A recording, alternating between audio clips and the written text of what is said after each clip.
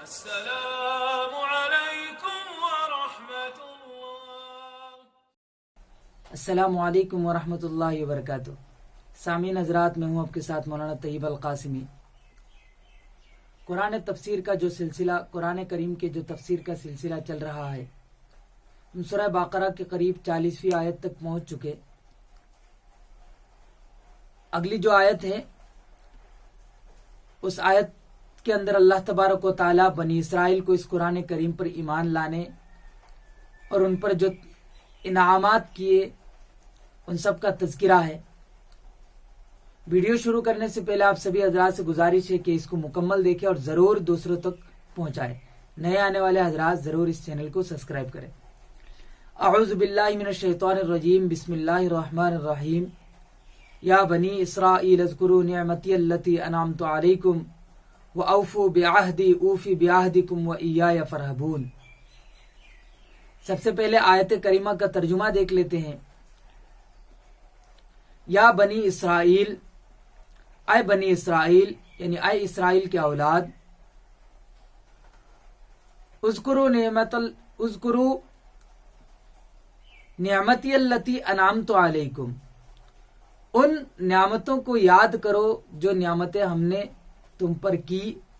اوفو بعہدی، اور تم میرے وعدہ کو پورا کرو۔ اوفی بعہدکم، تو میں اپنے وعدہ کو پورا کروں گا تمہارے ساتھ جو وعدہ کیا۔ وَإِيَّايَ فَارْهَبُونَ، اور تم مجھ سے ڈرتے رہو۔ سب سے پہلے ہم سمجھ لیتے کہ بنی اسرائیل کون ہیں، کن کو کہا جاتا ہے۔ ہم جانتے ہیں کہ ایک مشہور نبی حضرت ابراہیم علیہ السلام جو عراق میں پیدا ہوئے، بعد میں وہاں سے ہجرت کر کے فلسطین چلے گئے تھے، ان کے اولاد میں دو نبی بنے، ایک حضرت اسحاق علیہ السلام اور دوسرا حضرت اسماعیل علیہ السلام۔ اسماعیل علیہ السلام عرب میں آ کے بس گئے تھے، ان کے اولاد میں سے آگے جا کے خاتم النبیین حضرت محمد علیہ السلام ہیں، اور ادھر اسحاق کے اولاد میں سے ایک نبی بنے حضرت یعقوب علیہ السلام۔ حضرت یعقوب بچپن ہی میں اپنے ماموں لابان نام رہا ان کا ماموں کا، جن کا گھر فدان آرام میں تھا، انہی کے یہاں تھے۔ یہ سارے علاقہ فلسطین کا ہے۔ تو فدان آرام کے اندر جب یعقوب علیہ السلام اپنے ماموں کے یہاں تھے، وہاں پلے بڑے۔ جب شادی کی عمر ہوئی تو ماموزاد بہن، سب بڑی بہن، پہلے انہوں نے لیا نام کی جو ان کے ماموزاد بہن ہے ان سے شادی کی۔ 10 سال بعد ان کی دوسری ماموزاد بہن جو راحیل ہے ان سے شادی کی۔ ساتھ ساتھ ان دونوں کی 2 باندیاں بھی تھی جو ان کے موتوعہ رہی۔ تو ان چاروں عورتوں سے قریب ان کے 10 نرینہ اولاد، 10 لڑکے پیدا ہوئے۔ بڑی بیوی جو لیا ہے ان سے 6 لڑکے تھے، شمعون، لاوی، یساکر، رلوبون، اسی طرح رادبون، یہ 6 لڑکے۔ دوسری بیوی، چھوٹی بیوی یعنی راحیل، تو ان سے 2 لڑکے تھے، حضرت یوسف علیہ السلام اور بنیامین، اور باقی جو 2 باندیاں تھی ان سے دان، نفتالی اور زاد، اشیر، یہ 4 تھے۔ تو یہ قریب 10 لڑکے رہیں، اور ان سے آگے جا کے نسل چلے۔ وہ پہلے فلسطین میں بسے، پھر حضرت یوسف کے زمانے میں یہ سارے لوگ وہاں سے مصر چلے گئے، پھر موسیٰ علیہ السلام کے زمانے میں دوبارہ فلسطین میں وہ آ کر یہاں مقیم ہوئے۔ تو یہ خاندان جتنی چلی، جتنی بڑی ہوئی، اس پوری جماعت کو بنی اسرائیل کہا جاتا ہے۔ اسرائیل حضرت یعقوب علیہ السلام کا دوسرا نام تھا۔ اسرائیل کا ویسے معنی دیکھے تو اس کا معنی ہوتا ہے اللہ کا بندہ۔ تو اللہ تبارک و تعالیٰ نے یہ خاندان بہت بڑا بنا آخر زمانہ تک۔ تو اس کے اندر اللہ تبارک و تعالیٰ نے ہر وقت ایک کے بعد دیگر انبیاء کرام بھیجتے رہے۔ جو اللہ تبارک و تعالیٰ کی خاص نعمتیں ہم دیکھیں گے تو سب سے پہلے ان کی ہدایت کے لیے انبیاء کی جماعت کو بھیجنا، ساتھ ساتھ ان کے ساتھ جو اللہ تبارک و تعالیٰ کی طرف سے کتابیں رہی وہ بھی اللہ کی نعمتیں ہیں. انہی کے اندر بہت سارے صحیفے یعنی چھوٹی چھوٹی جو کتابیں تھی وہ بھی رہی, اور آسمانی بڑی کتابیں ہم دیکھیں تو تورات کی بھی ان کے اندر رہی, زبور بھی, انجیل بھی. تو 3 کتاب اور بہت سارے موسیٰ علیہ السلام کے صحیفے, داؤد علیہ السلام کے اوپر جو صحیفے آئے, یہ ساری انہی کے پاس تھی, انہی کے پاس یہ نعمتیں آئی. اسی طرح اللہ تبارک و تعالیٰ ان کے یہاں بڑے بڑے بادشاہ بھی بنائے. آپ اگر دیکھیں گے تو حضرت سلیمان علیہ الصلوۃ والسلام, حضرت داؤد علیہ الصلوۃ والسلام, اسی طرح یوسف علیہ الصلوۃ والسلام, یہ سب بنی اسرائیل ہی میں یہ لوگ رہے, بادشاہ رہے.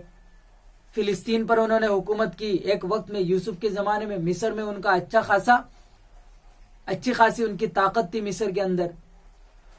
پھر جب ان پر پریشانیاں آئی, فرعون نے ان پر ظلم کرنا شروع کیا, تو اللہ نے فرعونیوں سے ان کو نجات دیا. اور نجات ویسے بھی نہیں, اپنے خاص قدرت کی نشانیوں کو مظاہرہ کرتے ہوئے. موسیٰ علیہ الصلوۃ والسلام ان کو لے کر چلے سمندر کے, پوری بڑا سمندر, اس کے بیچ سے خشک راستہ بنا دیا. وہ نکلے, پورے فرعونوں کو ان کے سامنے غرق کرا دیا. وہاں سے آگے جا کر وادی طیب میں پھنس گئے. 40 سالوں تک اللہ تبارک و تعالیٰ اپنی طرف سے من و سلوا کی شکل میں پرندے اور ایک خاص قسم کی شہد کی طرح, ایک گوند کی طرح, شہد طرح میٹھا اور گوند کی طرح سفید چیز سے کھلائے. صبح شام ان کے 40 سالوں تک بالکل بلا محنت اللہ کھلاتے رہے. پھر جب انہوں نے نافرمانی کی, بچڑے کو پوجنا شروع کیا, پھر بھی اللہ نے ان کو معاف کیا. الگ الگ زمانے میں انہوں نے نافرمانیاں کی, پھر بھی اللہ تبارک و تعالیٰ نے ان پر رحم کرتے رہے, ان کو معاف کرتے رہے. تو یہ ڈھیر سارے انعامات اللہ نے بنی اسرائیل کو دیے تھے. ان سے وعدہ بھی لیے کہ تم میری باتوں کو کبھی انکار نہ کرو, میری دیے ہوئے احکام کو مانو, اس میں سختی اور نرمی کا رعایت تم مت دیکھو, کس میں سختی ہے کس میں نرمی ہے. جو بھی میری طرف سے حکم آئے اس کو قبول کرو. اور سب سے بڑا جو وعدہ ان کے ساتھ ان سے لیا گیا تورات کے اندر, وہ یہ ہے کہ اگر تمہارے نبی کے بعد کوئی ایسا نبی آ جائے جو تمہارے پاس کی چیزوں کو تصدیق کرے, تو تم اس کے باتوں کو مان لو, اس کی بھی تصدیق کرو. تو بنی اسرائیل سے ان باتوں میں بہت جگہ چوک ہوئی. ہمارے نبی کے زمانے میں اللہ تبارک و تعالیٰ یہ یاد دلائے اور کہا کہ دیکھو, اب جو تمہارے سامنے قرآن اور محمد صلی اللہ علیہ وسلم آئے ہیں, یہ چیزیں تمہاری تورات میں پہلے سے ان چیزوں کا اشارہ موجود ہے, تم ان چیزوں کو قبول کرو. آپ علیہ الصلوۃ والسلام کی صفت, ان کے حلیہ, ان کے جائے پیدائش, یہ پوری تفصیل علماء یہود کے پاس موجود تھا.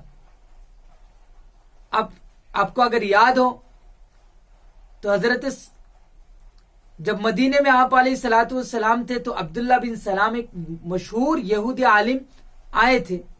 تو انہوں نے آپ علیہ الصلوۃ والسلام کی جو صفات تورات کے اندر موجود ہے ان کو جب بیان کیا, پھر یہود کے سامنے انہوں نے اسلام قبول کیا تو ان کو خود جھوٹا کہنے لگے. تو یہود کے اندر ایک عصبیت, ایک نفرت کی وجہ سے آپ کا انکار کیا. وہ نفرت کیا تھی اگر ہم دیکھیں گے تو یہ چیز تھی کہ وہ یہود سوچ رہے تھے کہ ساری انبیاء, جتنے بھی انبیاء کرام آئے حضرت یعقوب علیہ السلام سے زمانے سے لے کر عیسیٰ علیہ السلام کے زمانے تک, تو سب کے سب بنی اسرائیل میں رہے. لہذا آخری نبی جن کے بعد کبھی کوئی نبی نہیں آئے گا, جن کے بعد کوئی کتاب نہیں آئے گی, جن کے بعد نہ کوئی شریعت رہے گی, ایک ہی شریعت ہوگی, تو وہ نبی وہ سوچ رہے تھے وہ بھی بنی اسرائیل میں آئیں گے.